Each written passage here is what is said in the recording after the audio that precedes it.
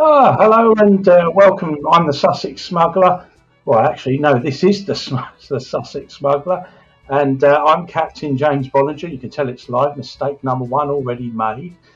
Welcome to the show. It's been a while. I hope you're all keeping well.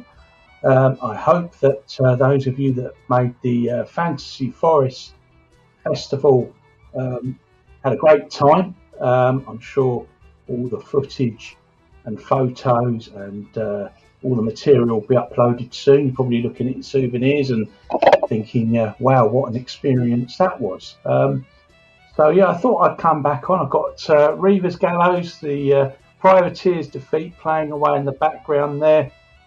But firstly, I must do apologies about the Amsterdam live broadcast. I noticed that on playback, the sound towards the end went wrong. And I don't know why that is, just a technical difficulty. But what I'm proposing to do probably in the future is re-record that because it's a terrific story. So, but we'll be featuring a little bit of that, just a small amount, today on today's show, because I want to talk about some events that are coming up, some books that I've recently read and reading, which I'm looking forward to completing. And obviously they're related to my blog, which you can find on Google. Just Google or Blogger, the sussexsmuggler.co.uk. And I'll see if I've got a banner for it to put up. Let's have a look here. There we go. That's it there. Should show. Yep, there you go. That's where you can find me. You can find me on Facebook as well. Not yet set up a page for it. Not quite that popular just yet, but you never know. Please like, comment, and subscribe to the YouTube channel. All helps. Like and share as well. Leave comments, all the rest of it. You know what to do. You're all grown up, most of you anyway. What are we going to talk about today? That's not my podcast, the wrong one. There we go. Right. Yeah. So we'll start off with one of the books that I've completed, and I thought I'd dabble in a bit of folklore, and I found a specific book. Here it is, Folklore of Sussex, or Folklore Sussex by Jacqueline Simpson, who is an academic in this field of traditional or tradition and folk. And I thought I'd have a look at it and see what the book said. And there it is. There's the cover. Interesting read, to say the least. It really is, because the book was written in 1973, and it captures a lot of the traditions from the media around back in the day to about the 1950s, all the way back to the Victorian times. And believe it or not many people know this, but Sussex folk, the people actually had accents and their own way of pronunciations of words, and they probably had I think they had slang as well, to be fair, and they also had their own stories. And funnily enough, a lot of the stories seem to blend in with what smugglers told people to keep them away from certain areas, and hides and things and points of landmarks and stuff. So we'll go through it. And we'll see some of the. I'm not going to tell you the whole book. Obviously, I'm not going to read any extracts necessarily. Well, I might read a bit, but yeah, it's an interesting read. And looking at my notes. It goes into things like knucker holes, which turn out to be water holes for dragons down in the Arundel area down there. It talks about, just looking at my notes, that's why I've got to put my glasses on, you see. It talks about wassailing. A lot of it's about traditions, such as the Jack in the Green festival, the bonfire societies, why they all happen and came around. Wassailing's another big one on there, if I haven't mentioned that already. A lot of the beer festivals that took place when bringing the harvest in. wassailing again, ghosts, fairies, and witches, and some an interesting take on some of these ghost stories. And look, I just want to draw your attention to some of them. Of course, there's the superstition or the ghost story around the miller's tomb up there on the high down outside Worthing. It's probably one of the most famous. But that says about John Oliver, who was a smuggler, was buried in the tomb face down, by the way.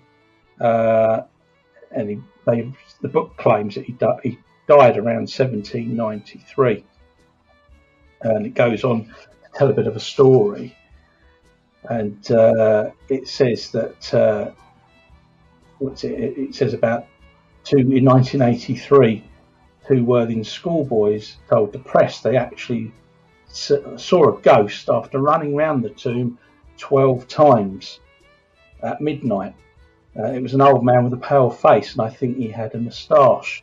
He was losing his hair and was quite short, is what they said.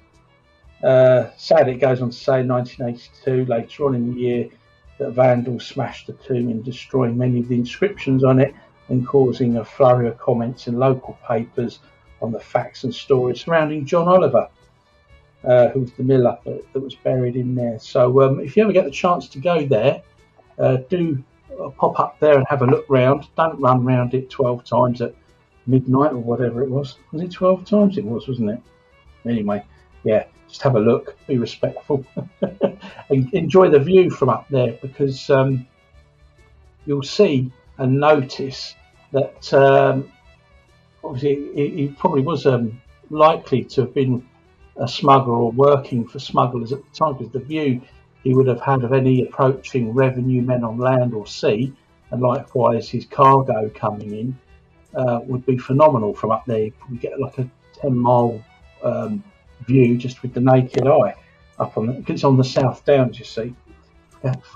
Does help if you mention that, doesn't it? Right, okay, so what else have we got here? We've got another great story. I mean, what I liked about this book is that, having lived here for some time now, you don't know everything. You don't know everywhere, and you don't know all the associated stories either. And what I like about that is learning, I didn't know that. I didn't know that was there. And the surprise element of the read is what keeps you going through the book.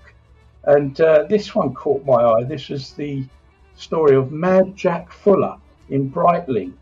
Now, Fuller, he died in 1834 and was a rich and colourful eccentric, kindly but with a reputation for wildness. One of his pet pastimes was building obelisks, and those obelisks still stand today. He's built a mock temple, spires and other follies. He had a mausoleum built for him in his lifetime in the form of a huge pyramid, and an unchristian design which may have thought shocking. And the book goes on to say that he's actually encased in one of the tombs, I won't tell you which one, upright in a chair with a bottle of red wine, surrounded all round on the floor by glass, so that the devil couldn't take him away. So quite a story there, and that just gives you a really good flavour of what the book's about. And I'll pull another one off for you. Bear with me. We are live, so there are going to be mistakes. I just hope there isn't the sound mistakes that we had last time. Let's have a look here. Where are we? Obviously, there's lots of smugglers' tales in this book, which probably are very likely to be true. We've got all the things about Vikings, Chanctonbury Ring, Bramber, phantom smugglers at the Red Inn at Hoe or Hugh, not quite sure how you pronounce that, Hooe. Also, you'll notice on my blog that I did do a piece about Hoe or Who, or however you say it, about the Red Lion. because it was another one of those towns and villages that was a major smuggling depot and a hub that was inland for the distribution of the goods. Equally as important, of course, as the sea, and a lot of the battles that took place would have been on land around places like that. But yeah, there's I've got the right 46, yeah. But there's all sorts of stories that you can read up on in this book. It's a fantastic book. I mean, I got it World of Books again for next to nothing. There's plenty of copies to be had for about £3 or so. I mean, there's loads of stuff that it covers off. Great books, good old photographs, marbles. Who would have thought marbles play a great role in traditions on Good Friday in Sussex. So you can read about all of that, the marble championships that take place, obviously the bonfire societies, effigies, giants, all sorts of things that surrounds all the Sussex villages and towns that you may or may not know about. So talking of which, I did mention earlier about the Amsterdam, a very quick book review, because this book is absolutely terrific, and it is Peter Marsden's The Wreck of the Amsterdam, another bargain book that I've got, full of wonderful information about the Amsterdam. It should come up onto your screens about now. There it is. I've blown the picture up a bit, maybe a bit too much, but here it is. Fantastic book that it is. Full of information, photographs. It gives you the complete detailed story from the ship's logs and records that they found from the old VOC company documents that are held in The Hague in the Netherlands. They used a lot of John Collier's correspondence that he had at the time, because he was mayor of Hastings and an official town clerk, a freeman of the town of Hastings, which is a seaport that has different rules and laws governing its administration. The town of Leeds still does to this day. I know for a fact that I met him, the mayor of Hastings still wears a medallion with the Singport's emblem around his neck. Fantastic book, great story.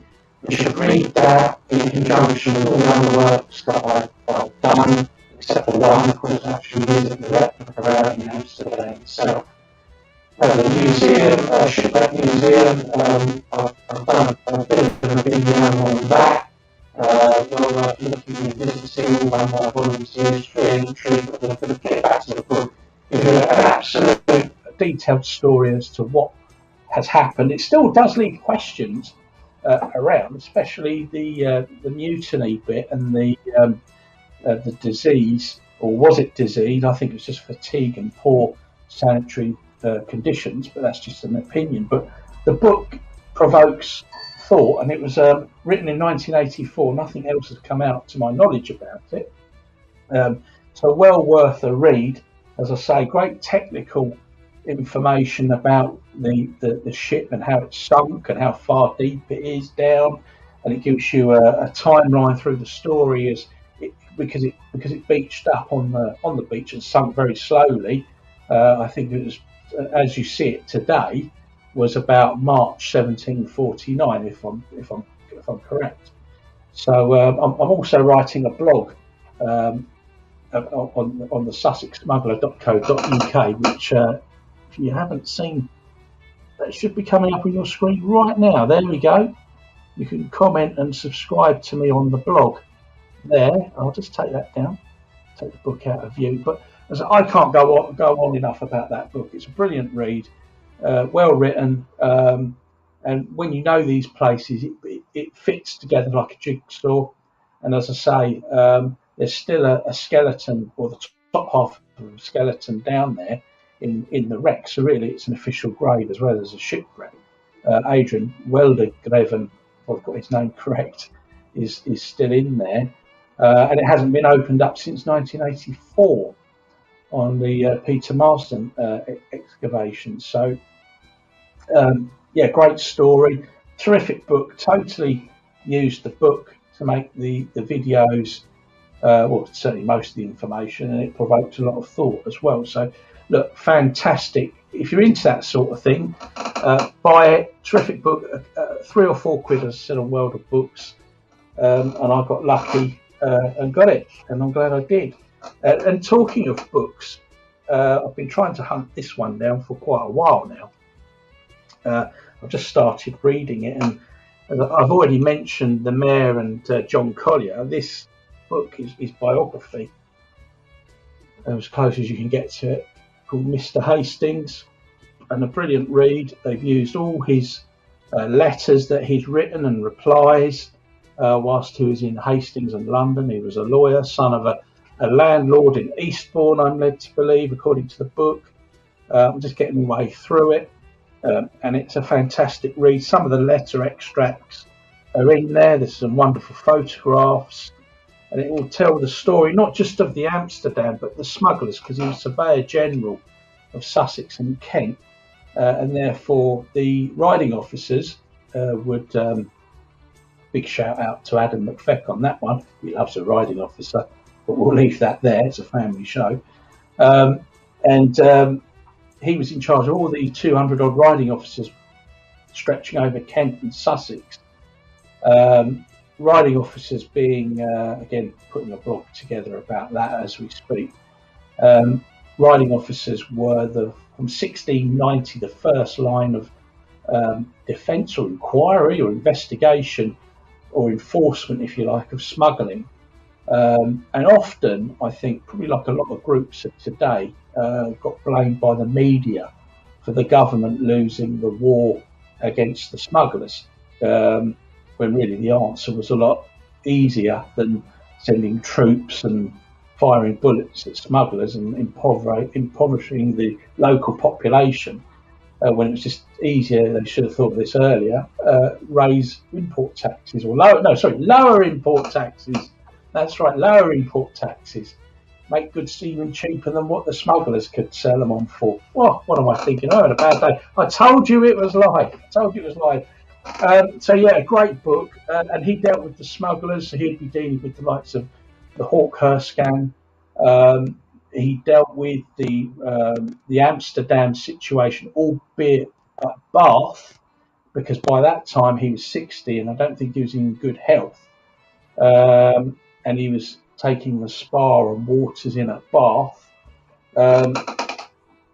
So yeah, I'll let you know how I get on with that. It's been an interesting read, and it might even fill in some of the gaps. Well, which it already has. I mean, I've only been there a couple of chapters, and it's already answering certain questions as to how the town and the area, the 2 counties, also dealt with smuggling and the Amsterdam crisis.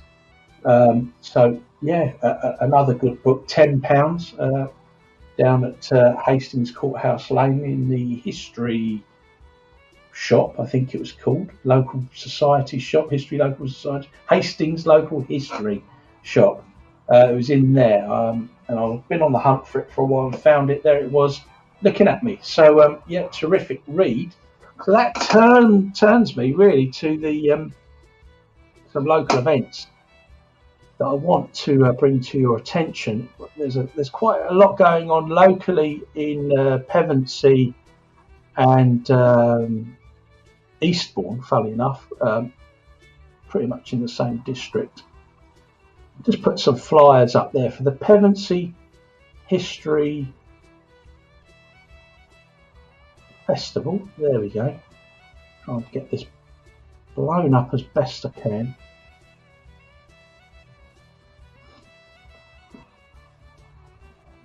Take some of these captions down. You don't need to see all of this. Leave that one going. There we go. It should come off. It's got to look. And I don't want to show it. Don't want to show that. Just take a while. with me. Everything's kicking off in. Right, let's hide you. Right, okay. I'll just have to turn this off for a minute. That makes a difference. Still got the light comment. You get the gist. There's the, if you can probably see that better than I can. Put your glasses on it. There's the Pevensey History Festival, and I'll put up. You've got the QR code there. So another slide on there. There we go. Bear with me. I can remove this and put that one up. You can surely get in touch, of course, if you want these flyers. I can email them to you. And we'll just add this to the stream. Bear with me. Yeah, oh, no, not that one. Remove. And we want that one. There we go.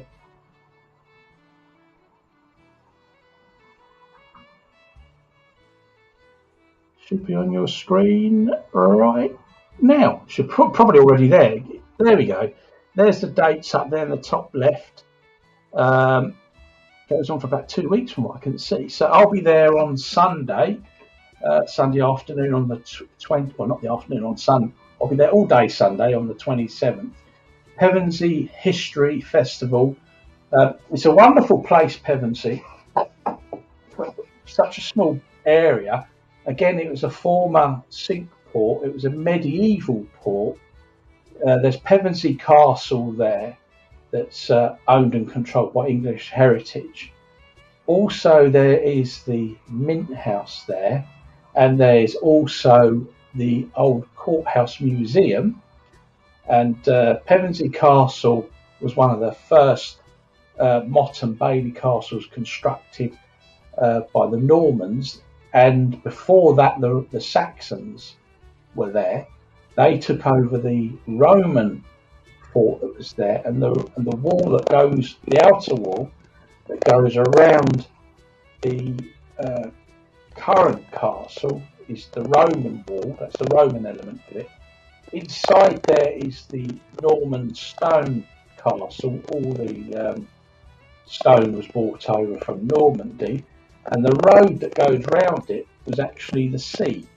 It was a port.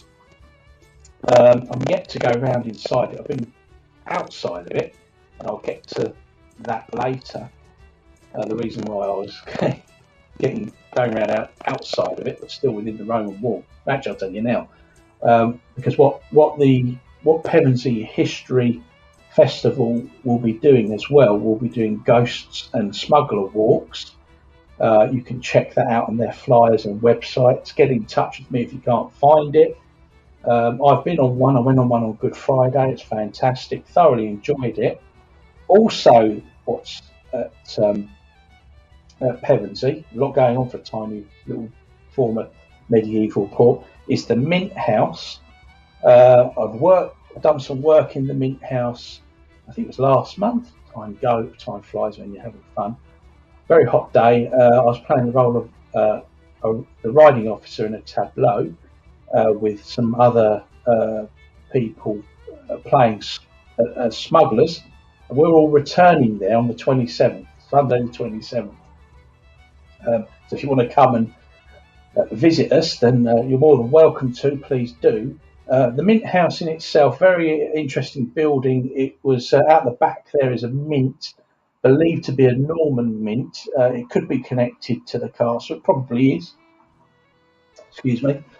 And there is a tragic double murder story related to the house. I'm not going to spoil that for you. It's believed several kings stayed there, and on top of that, the house is very haunted as well. And you wouldn't catch me staying in there on my own at night time. So that's that. Over the road is a pub called the Castle Inn. Down the road is another pub called the Smugglers. Terrific places to have a drink and eat. In between them is the Courthouse Museum, which I'd also recommend a visit.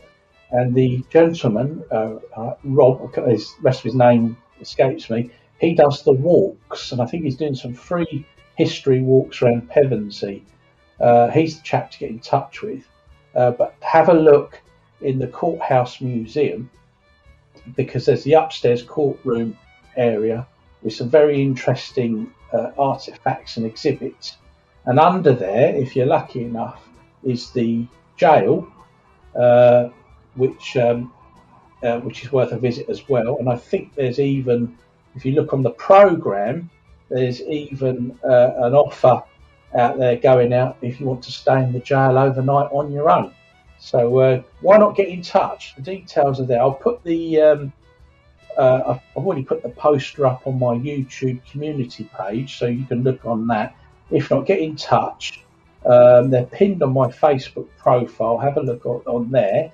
Again, if you can't find it, get in touch with me and I'll send them over to you. So all you've got to remember is Pevensey History Festival. So that's a couple of events that are coming up. We'll just remove those. Just down the road in Eastbourne is a couple of other events as well. I'll try and get to this in chronological order. Let's have a look here. Okay, right, this should work. Now, if you're a big fan of the Captain's Beard, they're the pirate band out of Brighton, then you'll want to know about this. As soon as I can get these posters removed. Bear with me. Hang on. Let's have a look here. Hold on. Okay, let's try again, shall we? Messing around with slides, this is the kind of thing that happens, you see.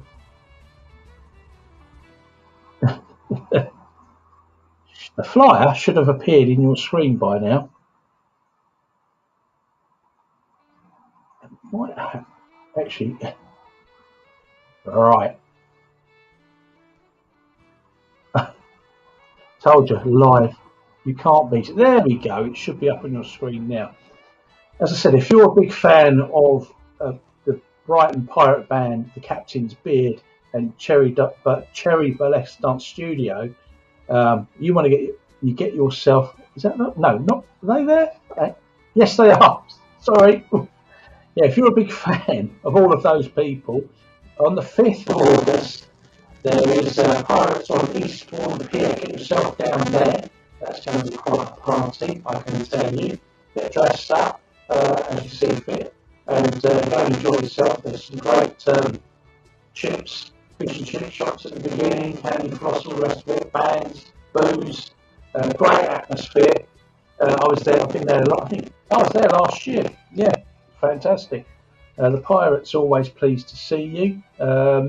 Great event. As I said, Captain's Beard from Brighton. They're appearing. They're a good party band. They'll get you going. Of course, you'll be able to buy their merchandise, including their wonderful albums. Bought one myself. So fantastic. I haven't got it to hand, so I can't show it to you. But I'm sure if you looked it up, you would. Well, just get yourself there. That's what's easiest, isn't it? That all kicks off down there, so you might see me there. Don't be shy to come and say hello. I'm looking forward to that one. It's normally a hot sunny day. It was last year, I remember that. And I think I even had the shirt on. So that's one. There's another one coming up. Bear with me for this too.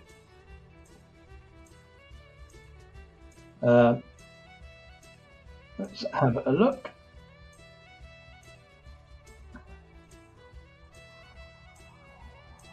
Bear with me, if you wouldn't mind. Here we are. Drum roll. It's in the studio now. There we go. There it is, on behalf of Eastbourne Bonfire Society. It's their steampunk ball on Saturday. Oh, their festival and their ball on September the 2nd this year in Eastbourne. Usually, last year it was at the Wish Tower, but but I'm sure you'll find it. It goes on for 2 days, and then there's the steampunk ball that does require tickets. Alice Strange is headlining down there at the moment for the evening event. So get yourself down there for that. So you've got Saturday, Sunday, and an evening. Fantastic stuff.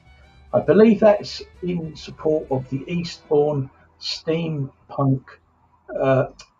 Start again. The Eastbourne Bonfire Society. They're putting this on because by the time we get to September, strictly speaking, according to the folklore book, we're actually in bonfire season. So there you are. There's all the plenty of.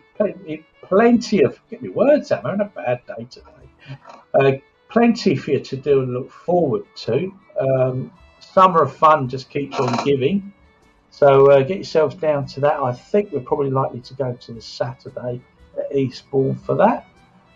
So looking forward to that. So it's back over to me in the studio. So yeah, lots to do. It's great. Thanks for tuning in.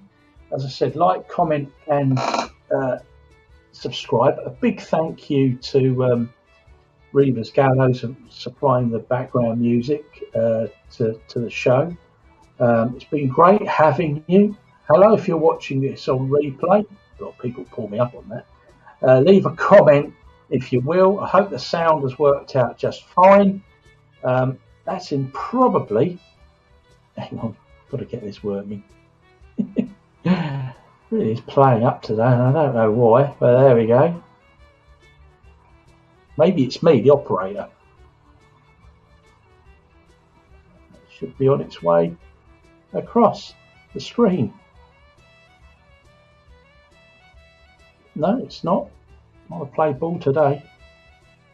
Okay, you could probably see it. Anyway, look, that's enough of me. I'm Captain James Bollinger. You've been watching the Sussex Smuggler. You've got everything you need from me. And I'm probably going to sign off now and enjoy the rest of my evening. Thanks for tuning in. As I said, like, comment, and subscribe to the channel. Check out my blog, the sussexsmuggler.co.uk. And thanks for watching. See you again soon. Take care now. Bye.